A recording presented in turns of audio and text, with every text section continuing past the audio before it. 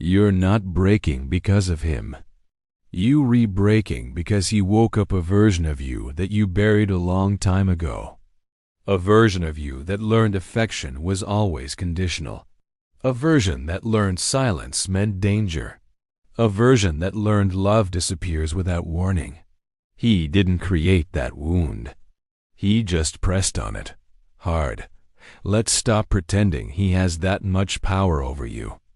He triggers you because he reminds you of a pattern you still haven't outgrown, a pattern you've normalized, a pattern you even call chemistry, but it's not chemistry.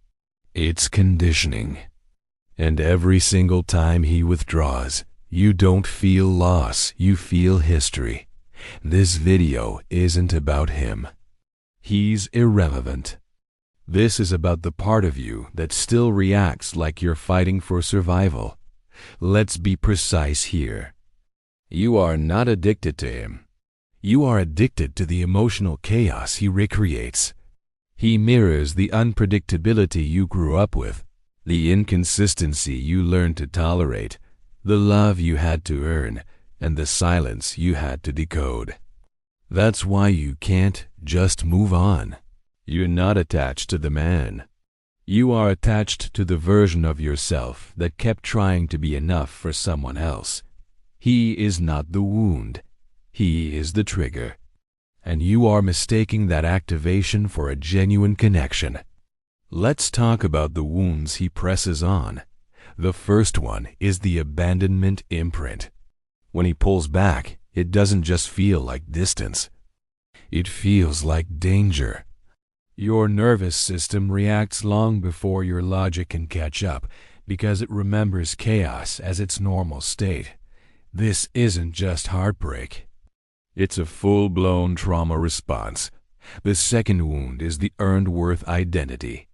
You learned early on that attention must be earned. So, his inconsistency feels like a challenge, and his emotional withdrawal feels like a test you need to pass.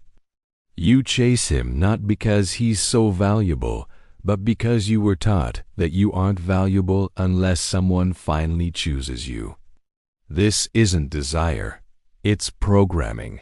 The third wound is the familiarity loop. You confuse what's familiar with what's safe. Because you survived instability in your past, your body now assumes instability is home.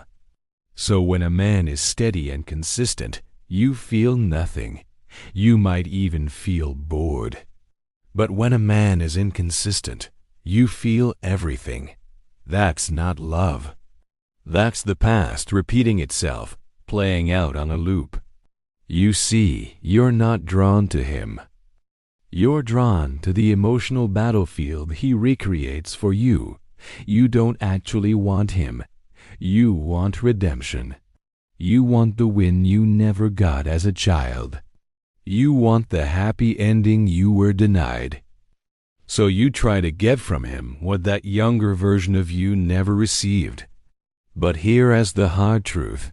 He can't fix what he didn't break. He can't heal what he didn't wound.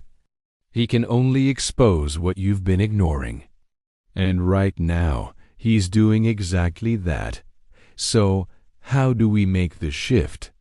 How do we break this destructive pattern? The first shift is to detach the man from the wound. Your panic isn't about the present moment. It's a rerun of the past. Once you truly understand that his behavior is just activating an old feeling, he loses his power over you almost instantly. The second shift is to interrupt the old script. Every time you feel that urge to chase him, to text him, to prove your worth, stop, freeze the pattern, do the opposite. Do nothing. Patterns don't break with emotion, they break with interruption. You have to actively stop the cycle. The third shift is to reprint your unmet needs. That validation, that stability, that reassurance you crave, none of it will ever come from him. Expecting it to is a delusion. You have to learn to give it to yourself. Because if you don't, you will keep selecting men who are incapable of giving it to you. The fourth shift is to choose discomfort over dysfunction. Healthy, stable love will probably feel uncomfortable at first. Not because it's wrong, but because it's unfamiliar to your nervous system. If you only follow what feels natural or exciting, you will return to that same wound every single time. He didn't awaken something romantic in you. He awakened something unfinished. You keep chasing him because your body thinks he holds the key to your closure. He doesn't. Closure is internal. It's not relational. It's not something you earn from someone else or negotiate for.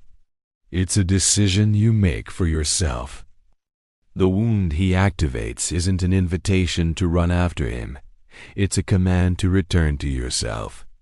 Not the version of you distorted by childhood, not the version shaped by survival, and definitely not the version begging to be chosen. The real version, the one who is no longer willing to bleed for emotional scraps. You don't heal by finally being chosen. You heal by refusing to repeat what broke you in the first place. If this hit a nerve, it was meant to. The truth isn't supposed to feel comfortable all the time.